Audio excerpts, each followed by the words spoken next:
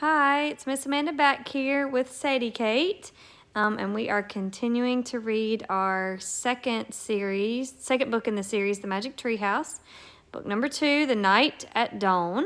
Last night we read chapters 1 through 3, and tonight we're going to read chapters 4, 5, and 6. So we will start with chapter 4, Into the Castle. Let's see what happens to Jack and Annie when they go into the castle. "I'm going to kill her," muttered Jack. He threw his stuff into his pack and moved towards the drawbridge. He hoped no one would see him. It was getting darker. It must be night. When he got to the bridge, he started across. The wooden planks creaked under his feet. He peered over the edge of the bridge. Were there any crocodiles in the moat? He couldn't tell. "Halt!" someone shouted. A guard on top of the castle wall was looking down at him. Jack dashed across the bridge. He ran through the castle gate and into the courtyard. From inside the castle came the sounds of music, shouting, and laughter. Jack hurried to a dark corner and crouched down. He shivered as he looked around for Annie. Torches lit the high wall around the courtyard. The courtyard was nearly empty.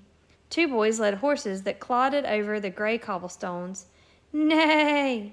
Jack turned. It was the knight's black horse. "Psst!" He peered into the darkness, and there was Annie. She was hiding behind a well in the center of the courtyard, and she waved at him. Jack waved back. He waited till the boys and horses disappeared inside the stable. Then he dashed to the well. "I'm going to find the music," whispered Annie. "Are you coming?" "Okay," Jack said with a sigh. They tiptoed together across the cobblestones. Then they slipped into the entrance of the castle. Noise and music came from a bright room in front of them. They stood on one side of the doorway and peeked in. "It was the feast in the great hall," whispered Jack. He held his breath as he stared in awe. A giant fireplace blazed at one end of the noisy room. Antlers and rugs hung on the stone wall. Flowers covered the floor. Boys in short dresses carried huge trays of food. Dogs were fighting over bones under the tables. People in bright clothes and funny hats strolled among the crowd. Some played funny-shaped guitars. Some tossed balls in the air. Some balanced swords on their hands.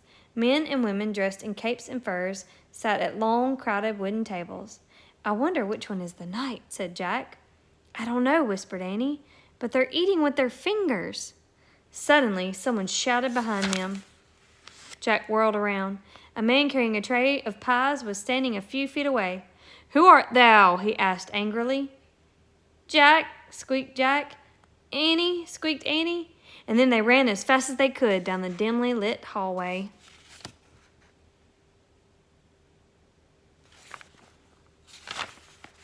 Chapter 5, Trapped. "Come on," cried Jack. And Annie raced behind him. Were they being followed? "Here, quick!" Annie dashed towards a door off the hallway. She pushed the door open, and the 2 of them stumbled into a dark, cold room. The door creaked shut behind them. "Give me the flashlight," said Annie, and Jack handed it over to her, and she switched it on. Yikes!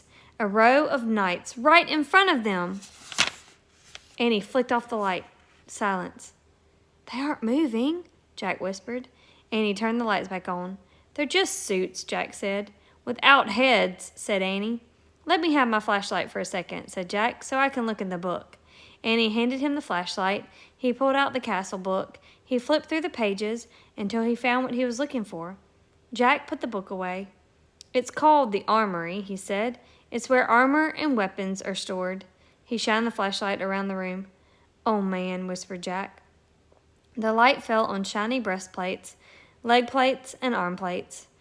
Shelves were filled with helmets and weapons. On shields, spears, swords, crossbows, clubs, and battle axes. There was a noise in the hall. "Voices. Let's hide," said Annie. "Wait," said Jack. "I gotta check on something first." "Hurry," said Annie. "It'll just take a second," said Jack. "Hold this." And he handed Annie the flashlight. He tried to lift a helmet from the shelf, and it was too heavy. He bent over and dragged the helmet over his head. The visor slammed shut. Oh, forget it. It was worse than having a 5-year-old on your head. More like having a 10-year-old on your head. Not only could Jack not lift his head, he couldn't see anything either. "Jack!" Annie's voice sounded far away.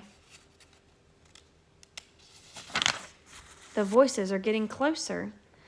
Turn off the flashlight, Jack's voice echoed inside the metal chamber. He struggled to get the helmet off. Suddenly, he lost his balance and went crashing into other pieces of armor. The metal plates and weapons clattered to the floor. Jack lay on the floor in the dark. He tried to get up, but his head was too heavy. He heard deep voices. Someone grabbed him by the arm. The next thing he knew, the helmet was yanked off, and he was staring into the blazing light of a fiery torch.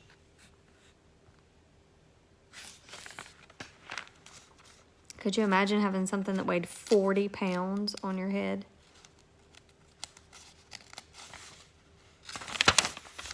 All right, chapter 6. Ta-da! In the torchlight, Jack saw 3 huge men standing over him.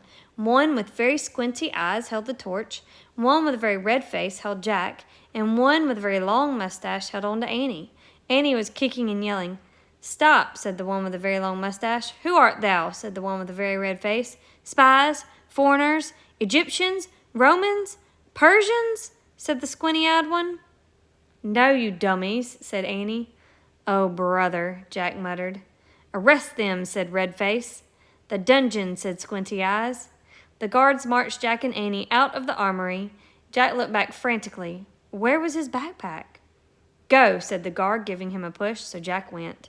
Down they marched, down the long, dark hallway. Squinty, Annie, Mustache, Jack, and Red. Down a narrow, winding staircase. Jack heard Annie shout at the guards, "Dummies! Meanies! We didn't do anything." The guards laughed. They didn't take her seriously at all. At the bottom of the stairs was a big iron door with a bar across it. Squinty pushed the bar off the door. Then he shoved at the door and it creaked open. Jack and Annie were pushed into a cold, clammy room. The fiery torch lit the dungeon. There were chains hanging from the filthy walls. Water dripped from the ceiling, making puddles on the stone floor.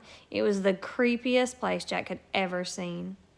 "We'll keep them here till the feast is done, then turn them over to the Duke," said Squinty. "He knows how to take care of thieves." "There will be a hanging tomorrow," said Mustache. "If the rats don't get them first," said Red, and they all laughed. Jack saw that Annie had his backpack. She was quietly unzipping it. "Come on, let's chain the 2 of them up," said Squinty. The guards started towards them, and Annie whipped her flashlight out of the pack. "Ta-da!" she yelled. The guards froze. They stared at the shiny flashlight in her hands, and Annie switched the light on. The guards gasped in fear. They jumped back against the wall. Squinty dropped the torch. It fell into a dirty puddle on the floor, sputtered, and went out. "My magic wand," Annie said, waving the flashlight. "Get down or I'll wipe you out." Jack's mouth dropped open. Annie fiercely pointed her light at one and then the other. Each howled and covered his face. "Down, all of you! Get down!" shouted Annie. One by one, the guards laid down on the wet floor. Jack couldn't believe it. "Come on," Annie said to him. "Let's go." Jack looked at the open doorway. He looked at the guards quaking on the ground. "Hurry," said Annie. And in one quick leap, Jack followed her out of the terrible dungeon. See, they think she has magic because they've never seen a flashlight before back in the castle times. All right, and that is it for chapters 4, 5, and 6. So join us tomorrow as we start with chapter 7, A Secret Passage, and then we will try to finish the whole book tomorrow night and see what happens to Jack and Annie in the castle and if they get out of the castle. Good night. They do.